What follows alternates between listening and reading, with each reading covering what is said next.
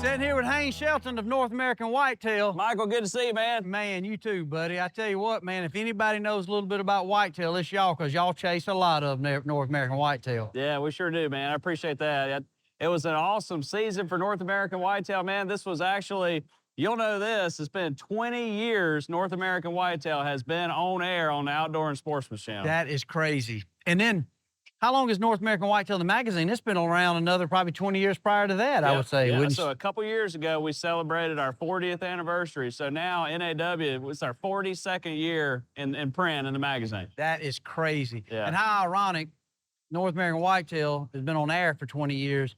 And it's funny because when you look at personalities, I was just talking to Jim Shockey. I remember the first time I saw Jim Shockey's name was he wrote an article in North American Whitetail. Yeah. So in my mind, just reading some of his articles, and you look back on all the different people from Dick Idle to you name it, I mean, if you were in North American Whitetail, that was better than the Sears and Roebuck catalog, you know? Absolutely. And, you know, I grew up reading it. I mean, from the time I was a young boy, and I remember reading all those articles by Jim Shockey. And I was talking to Lee Lukoski the other day, and, you know, he told me he's got framed on his wall a check for $300 from Gordon Whittington. He said that was the first money that he ever made in the outdoor industry. He wouldn't dare cash that check, and he put it up on his wall. It's so that shows he's rich. He just $300. Like, man, just frame it.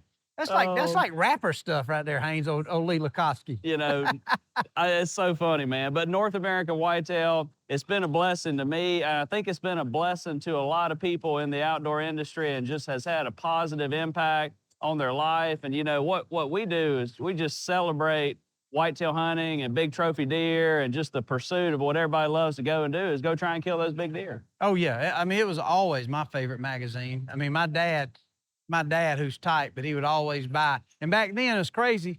We didn't have the subscription, but every time we went to any C-store, any place, you know, whether it was a Walgreens or whatever, man, that's the first thing we do is grab a North American Whitetail. Everybody else be grabbing all this stuff, you know.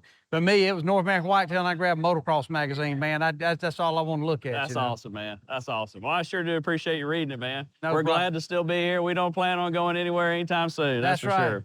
Well, tell me about a big deer story, man. Did you have any cool hunts? Yeah, I'll tell you, we had one of our best seasons.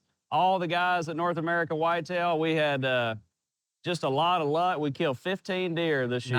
Nice. You know how it is. Some years, you know, it's kind of a struggle, and you're kind of going all over the place, and you're away from home, and you're trying to find a deer, and you feel like you can't get her done. And this year, just consistently from the early season on in through the rut in November and late season, we had it going on, and we were killing some really nice deer. And I had a great season myself. We started in Canada and went to Alberta. It was the first time that I'd ever hunted Alberta. That had always been a bucket list for me. We hunted southern Alberta, really in the shadows of the Rocky Mountains. It was the most beautiful place that I've ever hunted. And we were hunting big whitetails. And some of the people we were with were hunting muleys and killing big giant mule deer, and just to see that. But I killed a big 6x5 whitetail, and then went from there to Saskatchewan, to Northway Outfitters, which I know you've been there before. That was a long time ago. Went up there. Yeah. They told me that that was one of the first places they thought that you had ever gone and filmed when you were a cameraman. That was the first year I remember going up there. Old Buddy and Buddy Graham, Charles, I think it was. There's a couple of characters. Some of them might not be around, but Buddy's still around, I guess. Yeah. But that was one of the first hunts I'd went on. And I never forget how cold I was, man. It was so cold. Dude, I wasn't ready for that. Yeah, you got to be ready. I mean, daylight to dark. It'll get down like 30 below, 40 below. It's a whole different world up there. Exactly right. So I killed a big deer in Saskatchewan, and then went down to Texas and killed a big one in West Texas, and then another one in South Texas. It was a blessed year. I mean, It really was just great, man. I enjoyed every single second of it. I hate it's over is the only thing. I know it. I wish I could restart it and go back again. So ain't no lack of back straps in the Shelton household. No, you got we got plenty of venison, man. You got plenty of venison.